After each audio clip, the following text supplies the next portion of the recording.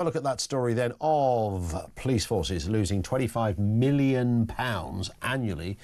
This is to cover kennel costs and veterinary bills for those XL bullies that they've had to seize under the government initiatives. Figures show that 4,586 dogs were seized in the first 6 months of the ban under the Dangerous Dogs Act. Each dog costs around about £1,000 a month to kennel, with delays pushing costs to £18,000 before euthanasia. So, I mean, these are dogs that are just kept there and then they're killed.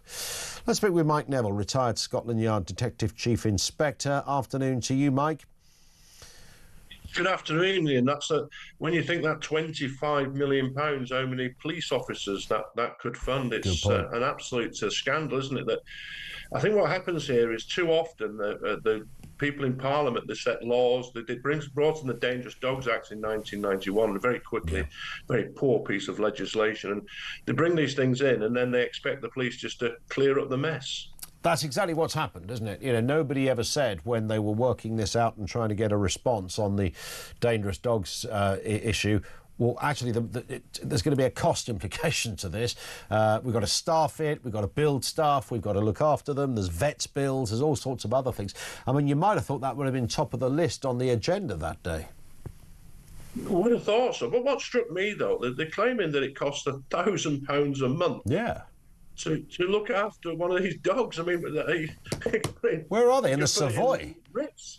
Certainly Travelodge or the Premier Inn or something like that. It seems an enormous amount of money to pay. But in whatever's happening, just looking after the things takes away resources. And I can't see why, when these dogs are seized, you know, it's an offence now to have one of these without a certificate. So, and there's very few of those certificates been issued. And there's all sorts of massive restrictions. You know, you've got to be over 16, you've got to have a lead, you've got to have a muzzle, you can't breed it, you can't give it away, you can't sell it. There's so many restrictions. I think people are giving up on this, and I can't see why these creatures, because they're very dangerous creatures, should not be put down straight away. Why they're being kept for months and months, who knows? Yeah, I mean, clearly it isn't about to change any time soon, Mike, by the looks of things. I mean, you know, the government are trying to work out how to build a runway, for God's sake. I don't imagine they're going to stop, and Rachel Reeves is going to start getting all animated about an XL bully.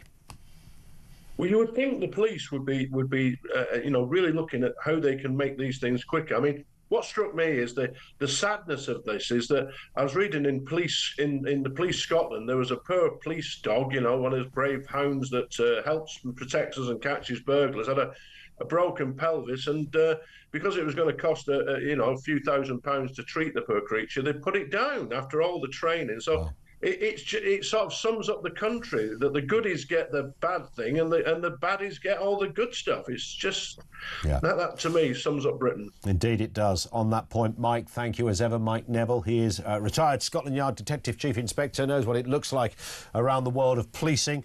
And there it is, 25 million quid to house a load of killer dogs. It's not pleasant that dogs have to be euthanised. It's an awful situation, and you just blame half-wits, really, who thought they would make a good pet.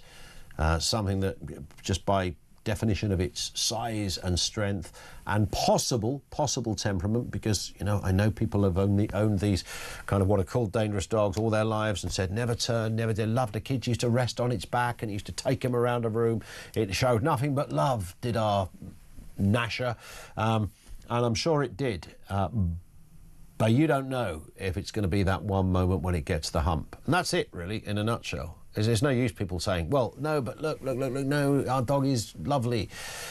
It might be, but it's about a gradient of danger, isn't it? You know, you'd have to apply that to lots of dogs as well. It's not just XL bullies.